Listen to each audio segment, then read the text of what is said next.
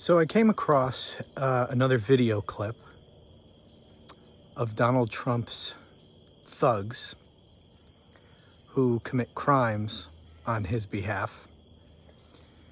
And I want to play you a clip here. It is a raid in which they are rounding up brown people who they assume, because they're brown, I guess, to be in this country illegally. I want to play you this clip, and then I want to talk about it. So watch this. We're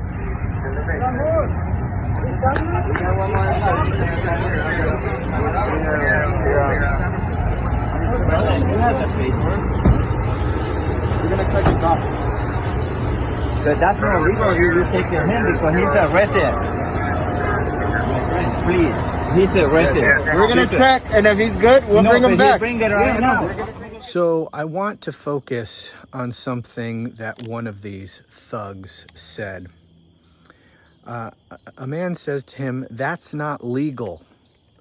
He's a resident." To which the thug in uniform said, "We're going to check, and if he's good, we'll bring him back." Is that the way it's supposed to work in this country? By this thug's own admission, he doesn't know whether that person is in the country illegally or not. He's just going to arrest him and whisk him off to who the hell knows where. Some detention facility somewhere, some rendition camp in a third world country. I don't know. We don't know what's going to happen with this guy. But this is what's going on in the United States of America. We have a constitution, but it is being all but completely ignored. It's being given effect when the people in power, when the Constitution supports something that the criminal thugs in power want to do, and it is being completely ignored when it's not. And, you know, just as an aside here, I get a lot of people say to me some variation of this. They'll say, you know, the Constitution failed, or your Constitution is worthless, or something like that. The Constitution is being ignored. It's not being enforced. The Constitution is nothing more than words on paper. That's what any constitution is. That is what any law is. No law or constitution is anything more than that.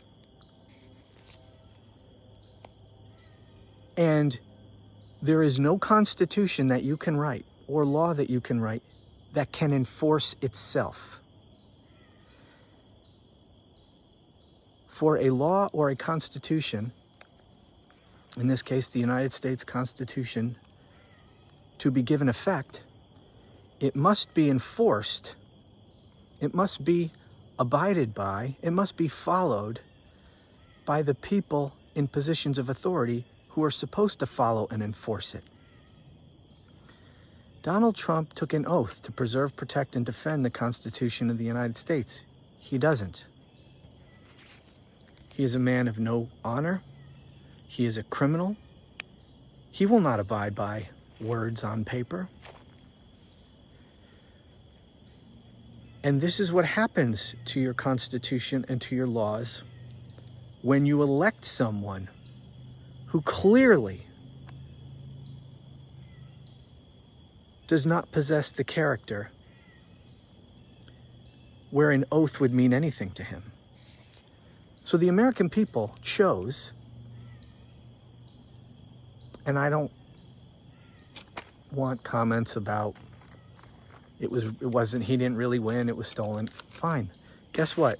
It's irrelevant at this point, because the people who could have challenged the results, and there's a lot of questions about the results. There's a lot of fishy stuff, as I've said many times, but the people who could have challenged it refused to do so. And so Donald Trump is the certified winner of the Electoral College. And he won the popular vote too, by the way. And nothing has been proved to the contrary. So, and it really is, sorry I even got off on this tangent. Back to the point. The American people chose this. They chose to elect a man with no honor, whose word means nothing, who is a criminal. He has already proven that he will not follow the law. So it should not surprise anyone that he's not following it now. Anyway, but it's not just him. The Supreme Court rubber stamped this.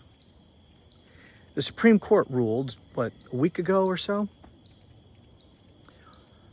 And upheld Donald Trump and his thugs' racial profiling.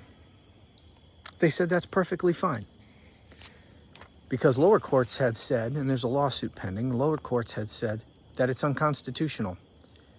That these, where they go into communities and they just start snatching up people who they think look like they're in this country illegally because of the color of their skin, or because of the language they're speaking, or because of the fact that they're in a Home Depot parking lot. And everybody knows that only, you know, illegal aliens hang out in a Home Depot parking lot. So they just go around snatching people up. And lower courts said, no, that's unconstitutional. The Supreme Court said, nah, go ahead, keep doing it. Now, that was a preliminary decision because an injunction had been placed on the administration, barring them from doing that. Because, as I said, the underlying lawsuit is still proceeding through the lower courts. And so Trump appealed the injunction to the Supreme Court. The court's ruling only had to do with the injunction. But do we really think that they'll rule any differently on the merits? I doubt it. And Kavanaugh, Justice Kavanaugh, said that, well, you know, you can keep doing it because, first of all, those are reasonable conclusions to make from the color of someone's skin. You know, they are more likely to be here illegally if their skin is brown. That's, you know, on the one hand, there's that. But on the other hand, he said also, and you know what? It's really not that much of an inconvenience. What we're talking about here is federal officials can go up to somebody that they suspect might be in the country illegally and briefly detain them and ask them a few questions to ascertain whether or not they are in the country illegally. So it's not that much of an inconvenience. So it's not that big of a deal. So you go ahead and keep doing it. What did it look like in that video? Did that look like it was no big deal to the person being arrested and taken off to who the hell knows where? Did that look like it was just a brief stop and conversation on the side of the road to determine whether there's, you know, probable cause to believe that they're in this country illegally? Is that what it looked like? Didn't look like that to me. That looked like a full-on detention. That looked like an arrest. They physically took him to another place. That was not what Judge or Justice Kavanaugh described was happening, in his opinion, rubber stamping Trump's use of racial profiling.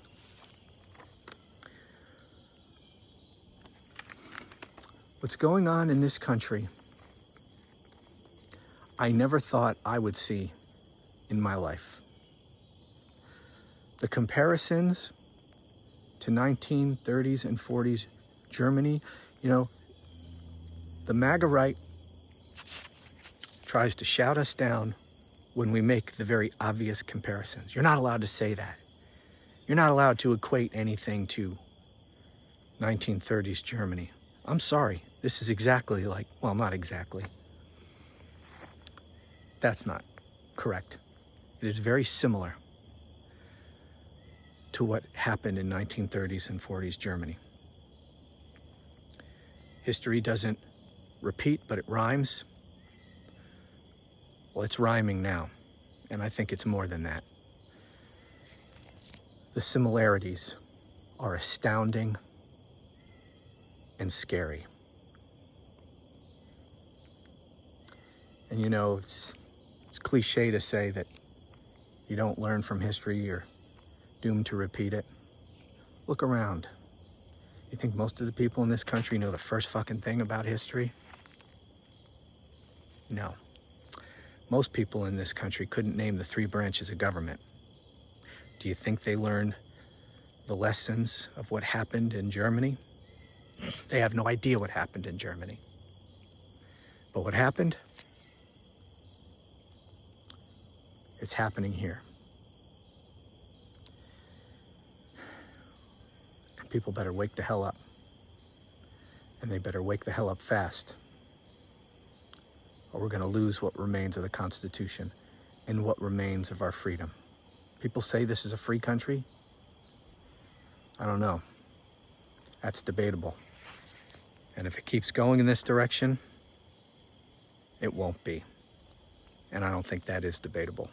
By the way, I just want to let you know, today is Wednesday, September 17th, and I just finished recording another episode of the Romano Report podcast that I will post on the Romano Report podcast channel, which is separate and apart from this channel. And I'll put a link in the video description below.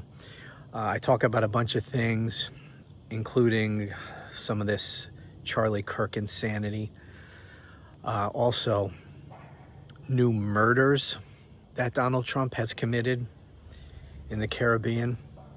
And I also discuss the possible ending of our constitutional republic in a mass psychotic breakdown. So all of that and more I discuss on today's episode of the Romano Report podcast. So check the description below for that link and please check it out. Anyway, thanks for watching.